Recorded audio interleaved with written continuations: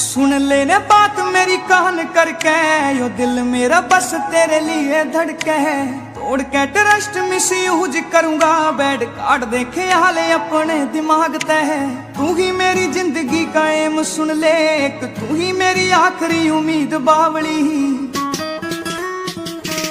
वो तेरा नाम मेरी हर एक सांस पे, तू मान या ना मान मेरी बात लाडली। तेरा नाम मेरी हर एक सांस पे, तू मान या ना मान मेरी बात लाडली।